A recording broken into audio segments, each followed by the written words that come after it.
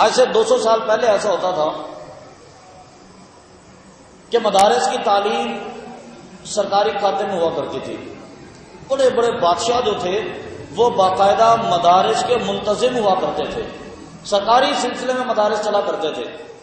اکبر بادشاہ کو دیکھ لیں، اس نے 500 علماء کرام کو، جید علماء کو جمع کر کے کتاب فقہ کے حساب سے اس نے کتاب تحریر کروا دی. اس کے ساتھ ساتھ ماضی میں آپ چلتے جائیں، بڑے بڑے بادشاہ نحوی صرفی علوم پر دسترس حاصل کرتے تھے، منطق پر، فلسفے پر انہیں عبور حاصل ہوتا تھا، پھر اس کے بعد وہ بادشاہ بنا کرتے تھے.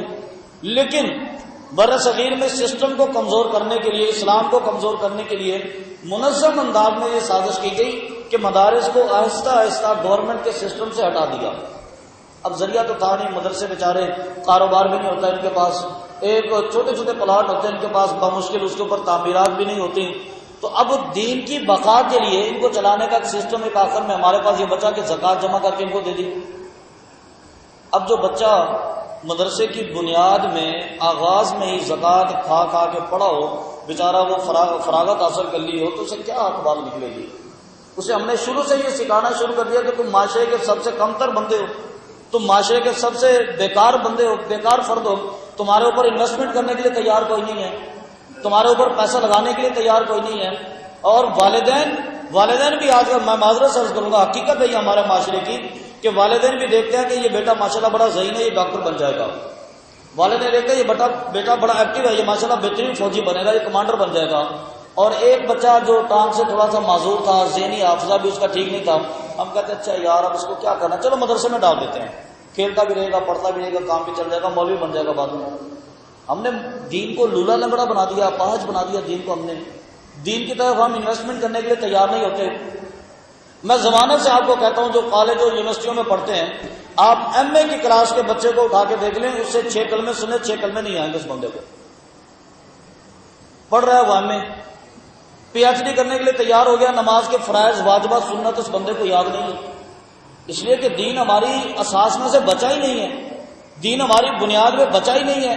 ہم نے دین کو ترجیح نہیں دی، ہم دین کو سمجھنا نہیں چاہ رہے.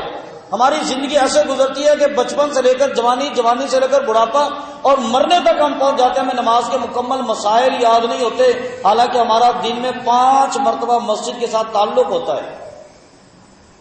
نماز کے مسائل یاد نہیں ہوتے، نماز کے فرائض واجبات سنتیں مستحبات یاد نہیں ہوتے. اس کی وجہ یہ ہمارا دین ہماری ترجیحات میں نہیں ہے. ہم نے کبھی بچے کو دین سکھانے کے لیے بہترین معلم کا بندوبست ہی نہیں کیا، بہترین استاد کا بندوبست ہی نہیں کیا. ہم وہاں دیکھتے ہیں جس مدرسے میں 30 روپے، 50 روپے، 100 روپے فیس ہوتی ہے، بچے کو وہاں پہ بھیج دیا. اور اسکول کا ٹیوشن پڑھانے کے لیے، میتھ پڑھانے کے لیے ٹیچر ہونا چاہیے جو 5000 روپے فیس لیتا ہے، کیونکہ اسٹینڈرڈ ہوگا اس کا. 5000 روپے لیتا تو پڑھائے گا بھی بہترین. انگلش کے لیے ہم 30 ہزار روپے کے کورسز بچوں کو کرا دیتے کہ انگلش لینگویج آنی چاہیے. کیا بچے کو کبھی قرآن پاک صحیح انداز میں پڑھنا آیا؟ بہترین انداز میں تلاوت کرنی آئی بچے کو؟ حروف تاجی کے ساتھ وہ ناظرہ قرآن پاک پڑھا، اتنا ہوا؟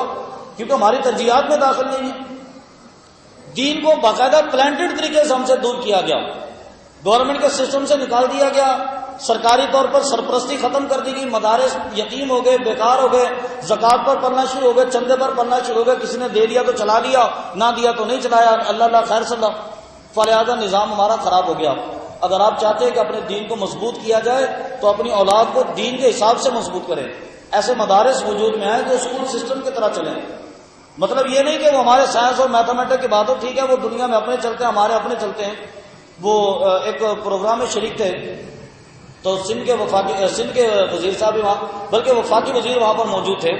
تو وہ اپنی تقریر میں یہ بات کر رہے تھے، ہم چاہتے ہیں کہ مدرسے سے انجینئر نکلیں، ڈاکٹر نکلیں، سائنسدان نکلیں. وہ ہمارے ایک مولانا صاحب تھے، وہ کھڑے ہو گئے، انہوں نے کہا کہ کبھی ہم نے آپ سے کہا ہے کہ آپ اپنی یونیورسٹی سے مفتی صاحب نکالیں؟ کبھی ہم نے آپ سے مطالبہ کیا ہے کہ آپ اپنی یونیورسٹی سے علامہ صاحب نکالیں؟ کبھی ہم نے آپ کو مطالبہ کیا ہے کہ آپ اپنی یونیورسٹی سے امام مسجد نکالیں؟ تو پھر آپ ہم سے مطالبے کیوں کر رہے ہیں؟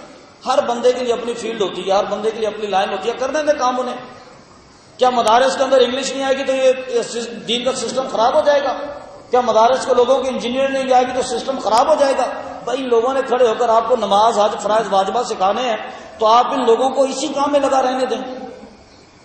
لیکن ان کی تربیت بہتر انداز میں کریں، ان کے اوپر سرکاری سرپرستی ہونی چاہیے، گورنمنٹ کے سسٹم میں یہ بات داخل ہونی چاہیے تاکہ یہ لوگ اچھی تربیت حاصل کریں، اچھے انداز میں جا کر اپنی یونیورسٹیوں میں، اپنے اداروں میں اور اپنی مساجد میں دین کی تبلیغ کریں۔ سسٹم تو یہ ہونا چاہیے تھا، لیکن ہمارے ایک منظم سازش کے تحت مدارس اور حکومت کے درمیان میں فاصلہ پیدا کر دیا۔